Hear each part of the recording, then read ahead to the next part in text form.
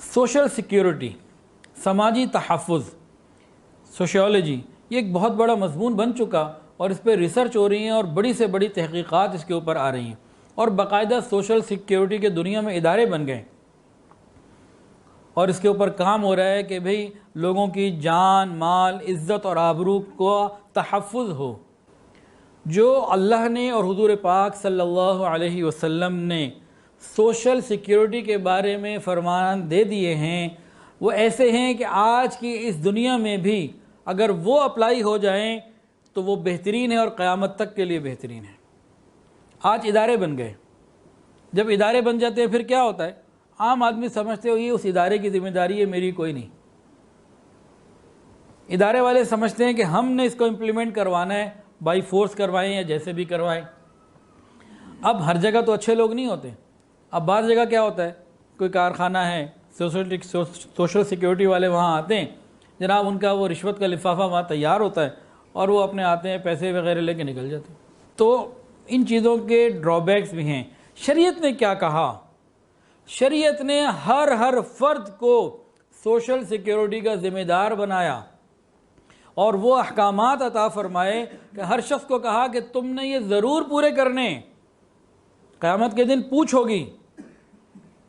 جب ہر شخص، معاشرے کا ایک ایک فرد، ہر فرد جب اس کو سوچے گا کہ مجھے ان ذمہ داریوں کو پورا کرنا ہے تو خود بخود لوگوں کی جان، مال اور عزت اور آبرو محفوظ رہے گی، کسی ادارے کی ضرورت نہیں پڑے گی۔ صحابہ کے دور میں کوئی ایسا ادارہ نہیں تھا لیکن سب کی جان، مال، عزت، آبرو محفوظ تھی۔ ایک عورت حضرت امیر المومنین حضرت عمر فاروق رضی اللہ عنہ کے زمانہ خلافت میں یمن کے پاس سے کہیں سے چلی، پیدل تنے تنہا جوان عورت جس کے پاس زیورات بھی تھے، پیدل سفر کر کے مدینہ پہنچی۔ سب سے پہلے تو حضرت امیر المومنین نے پوچھا بھئی آخر کیا ضرورت تھی؟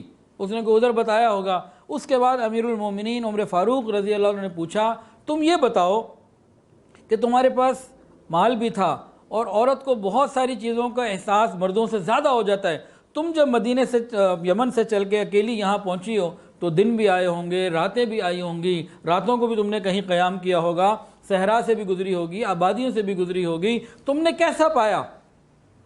تو اس عورت نے جواب دیا امیر المومنین میں نے اتنے سینکڑوں میل، ہزاروں میل لمبے سفر کو تنے تنہا میں نے طے کیا، مجھے یوں محسوس ہوا کہ وہاں سے لے کر یہاں تک تمام لوگ ایسے ہیں جیسے بہن بھائی ہوں، ایک ماں باپ کی اولاد ہوں۔ یہ اسلام کی تعلیمات ہیں، ہر فرد کو پابند کیا۔ اگر اس کو ہم عمل میں لے آئیں تو مسئلہ ویسے ہی آسان ہو جاتا ہے۔ اور سوشل سیکیورٹی والے اگر شریعت کی جو چیزیں ہیں اس کو لوگوں کو بتائیں کہ بھئی اللہ کا حکم یہ ہے، نبی کا حکم یہ ہے اور قیامت کے دن یہ تمہیں پیش ہونا ہے، جواب دینا ہے، یہ احساس ان کے اندر پیدا کیا جائے عوام کے اندر، تو یہ مسئلہ ٹھیک ہو جائے گا۔ بھئی دین صرف علماء کا تو نہیں، عوام کا بھی ہے، سب کا ہے۔ تو ان باتوں کو ہم شریعت کی روشنی میں ذرا سمجھیں۔ سنیے، نبی علیہ السلام نے سماجی تحفظ کا ایک اصول تو یہ بتایا، اے لوگوں تمہاری جانیں، تمہارے مال، تمہاری عزتیں ایک دوسرے کے اوپر اسی طرح حرام ہیں جس طرح اس ذی الحجہ کے مہینے میں اس دن کی حرمت، اس جگہ کی حرمت، اس شہر کی حرمت ہے، اس مہینے کی حرمت۔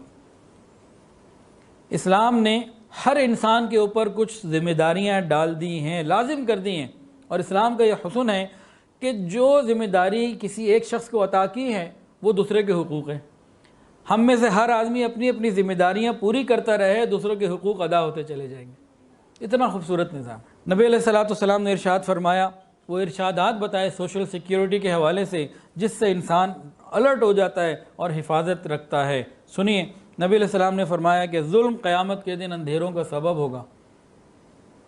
اب کوئی فیکٹری والا، کارخانے والا اپنی لیبر پہ ظلم کرے یا کوئی کسی پہ ظلم کرے، فرمایا قیامت کے دن اندھیرا ہوگا۔ اصل تصور قیامت کی پیشی کا سامنے ہو تو یہ سوشل سیکیورٹی کا مسئلہ ویسے ہی حل ہو جاتا ہے۔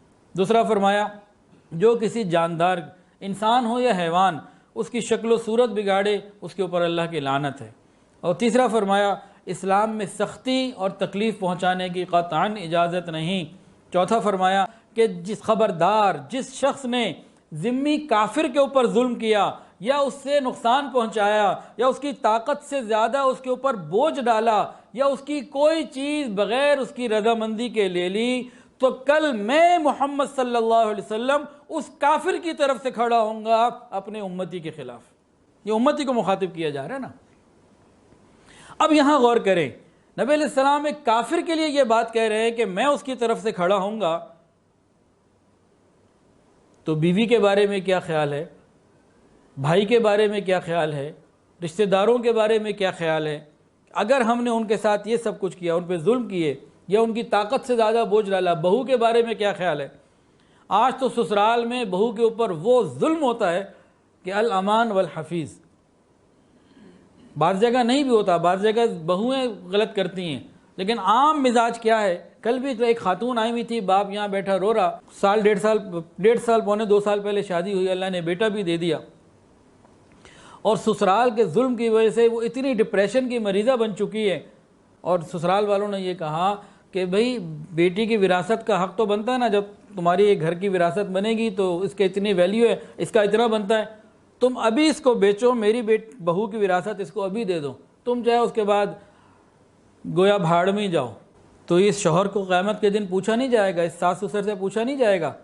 اب جو شخص ان چیزوں کو سامنے رکھے اور قیامت کے دن اللہ کے خوف کو رکھے، نبی علیہ السلام کی ناراضگی کو سامنے رکھے، ایسے تیر کی طرح سیدھا ہو جائے گا۔ 5ویں بات سنیے، فرمایا تم زمین والوں پر رحم کرو، آسمان والا تم پر رحم کرے گا۔ خوبصورت اصول بتائے جا رہے ہیں۔ 6ٹھی بات، ایک عورت جہنم میں چلی گئی کیوں؟ ایک عورت تھی، دیندار تھی، نمازی تھی، پرہیزگار تھی۔ نبی علیہ السلام کو بتایا گیا کہ اس کے پاس ایک بلی تھی جسے وہ پالتی تھی، لیکن ایسا اس نے کیا کہ بلی بھوک سے مر گئی، نہ اس کو آزاد چھوڑا کہ کہیں بھی خود جا کے کچھ کھا پی لیتی، اور نہ اس کو اس کی غذا پہنچائی، حتیٰ کہ وہ مر گئی۔ نبی علیہ السلام نے فرمایا جہنم میں جائے گی۔ اس کے علاوہ 7ویں بات، ایک فاحشہ عورت کتے کو پانی پلانے پہ جنت چلی گئی۔ جو کتے کا خیال رکھے اللہ اس پر رحمت فرما دیں، جو گھر والوں کا خیال رکھے، ایمان والوں کا خیال رکھے، تو کیا اس کی شان ہوگی۔